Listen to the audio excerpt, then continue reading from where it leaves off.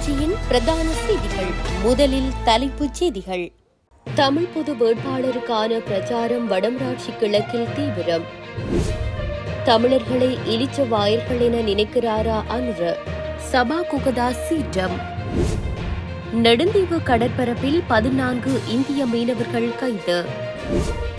கனடாவில் அதிகரித்துள்ள வாடகை மோசடிகள், விடுக்கப்பட்டுள்ள எச்சரிக்கை. தொடர்பான விரிவான செய்திகள். தமிழ் பொது வேட்பாளருக்கான பரப்புரை நடவடிக்கைகள் வடமராட்சி கிழக்கிலும் தீவிரமாக முன்னெடுக்கப்பட்டு வருகிறது. சங்கு சின்னத்தில் போட்டியிடும் அரியநேத்திரன் அவர்களை ஆதரித்து வடமராட்சி கிழக்கு தாளியடி பகுதியில் நேற்று பிரச்சார நடவடிக்கை முன்னெடுக்கப்பட்டது. தமிழ் பொது வேட்பாளருக்கான ஆதரவு மக்களிடையே பெருகி வருவதாக தெரிவித்த முன்னாள் பிரதேச சபை உறுப்பினரும் ஜனநாயக போராளிகள் கட்சியைச் சேர்ந்தவருமாகிய ஆனந்தராசா சுரேஷ்குமார் தமிழ் மக்கள் ஓரணியில் திரண்டு பொது வேட்பாளருக்கு அமோக ஆதரவை வழங்க வேண்டும் எனவும் தமிழ் மக்களை கேட்டுக் கொண்டார். இதில் ஜனநாயக போராளிகள் கட்சி நிர்வாகிகள், உறுப்பினர்கள், முன்னாள் பருத்தித்துறை பிரதேச சபை உறுப்பினர்கள், மணக்காடு கிராம அபிவிருத்தி சங்க தலைவர், தாளியடி கடற்றொழிலாளர் கூட்டுறவு சங்க செயலாளர் என பலரும் கலந்து கொண்டிருந்தனர். தமிழின படுகொலைக்கான சர்வதேச விசாரணையை கோரி நிற்கும் பாதிக்கப்பட்ட தமிழ் மக்களை பார்த்து உள்நாட்டு நீதிமன்றத்தில் போர்க்குற்றவாளிகளுக்கு தண்டனை பெற்றுக் கொடுக்கப்படும் என யாழ்ப்பாணத்தில் தேர்தல் பிரச்சார கூட்டத்தில் கூறிய தேசிய மக்கள் சக்தியின் தலைவர் அனுரகுமார தமிழர்களை எலிச்சவாயர்கள் என்று நினைத்து கதையளந்துவிட்டு சென்றுள்ளார் என வடக்கு மாகாண சபையின் முன்னாள் உறுப்பினர் சபா குகதாஸ் கடுமையாக சாடியுள்ளார். இன்று அவர் வெளியிட்ட ஊடக அறிக்கையிலேயே இவ்வாறு குறிப்பிட்டுள்ளார்.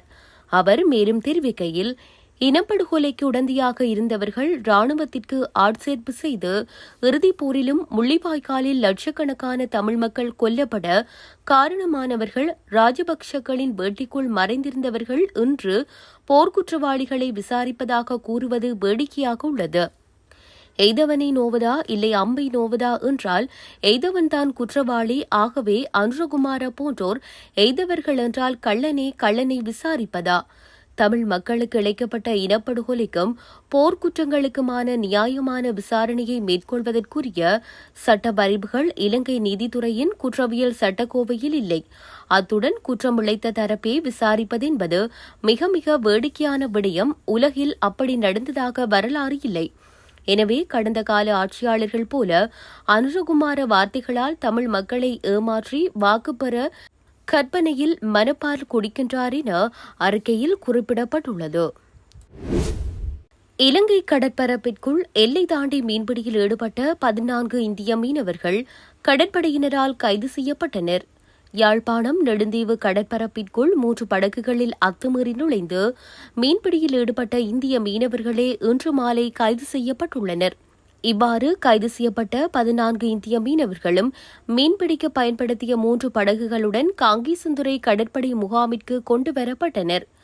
அவர்கள் யாழ்ப்பாண மாவட்ட கடற்றொழில் நீரியல் வள திணைக்கள அதிகாரிகளிடம் நாளை ஒப்படைக்கப்பட்டு ஊர்காவற்றுறை நீதவான் நீதிமன்றத்தில் முற்படுத்தப்பட உள்ளனர். கனடா முழுவதிலும் இணைய வழியிலான வாடகை மோசடிகள் அதிகரித்துள்ளதாக அந்நாட்டு மோசடி தவிர்ப்பு நிலையம் தெரிவித்துள்ளது. இந்த நிலையில் கடந்த 2023 ஆண்டில் இவ்வாறான 51,000 முறைப்பாடுகள் கிடைக்கப்பெற்றதாக சுட்டிக்காட்டப்பட்டுள்ளது. அத்தோடு வாடகைக்கு விடுவதாக போலியாக சிலர் விளம்பரம் செய்து மோசடியான முறையில் பணம் பெற்றுக் கொள்ளும் சம்பவங்கள் பதிவாகுவதாக தெரிவிக்கப்பட்டுள்ளது. இவ்வாறு மோசடிகளில் சிக்காமல் இருப்பதற்கு வாய்மொழி மூலம் இணக்கப்பாடுகளுக்கு இணங்கக்கூடாதெனவும் ஆவண ரீதியான இணக்கப்பாடுகள் உடன்படிக்கைகள் மேற்கொள்ளப்பட வேண்டும் எனவும் தெரிவிக்கப்பட்டுள்ளது. மேலும் விளம்பரம் செய்யப்படும் வீடு காலியானதா, அது வாடகைக்கு விடப்படுகின்றதா என்பதை அறிந்து கொண்டதன் பின்னர் ஒப்பந்தங்களில் கையொப்பமிடுமாறு அறிவுறுத்தல் வழங்கப்பட்டுள்ளமை குறிப்பிடத்தக்கது. கனேடிய அரசாங்கத்தினால் வழங்கப்படும் மன்னர் 3ஆம் சார்ல்ஸ் முடிசூட்டு பதக்கத்தை இம்முறை 2 புலம்பெயர் தமிழர்கள் வென்றுள்ளதாக ஊடகங்கள் செய்தி வெளியிட்டுள்ளன.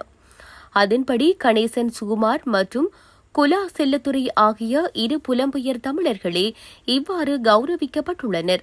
இந்த முடிசூட்டு பதக்கமானது மன்னர் 3ஆம் சார்ல்ஸின் முடிசூட்டு விழாவை குறிக்கும் விதமாக கனேடிய அரசாங்கத்தினால் உருவாக்கப்பட்ட உயர் பெருமைக்குரிய பதக்கமாகும். கனடாவின் ஆளுநர் நாயகம் மேரி சிமோனினால் அறிமுகப்படுத்தப்பட்ட இந்த அங்கீகாரம் அந்நாட்டின் வளர்ச்சிக்கு முக்கிய பங்களிப்பு வழங்கியவர்களை கௌரவிக்கும் வகையில் அளிக்கப்படுகின்றது. மேலும் கனேடிய அரசினால் மொத்தம் 18 கனேடியர்களுக்கு இந்த உயர் அங்கீகாரம் வழங்கப்பட்டுள்ளதுடன் அவர்களில் மேற்குறிப்பிட்ட 2 புலம்பெயர் தமிழர்களும் உள்ளடங்குகின்றமை குறிப்பிடத்தக்கது. இத்துடன் செய்திகள் யாவும் நிறைவு பெறுகின்றன. மேலதிக செய்திகளை அறிந்து கொள்வதற்கு www.tamilaram.com எனும் இணையதளத்தை பார்வையிடுங்கள்.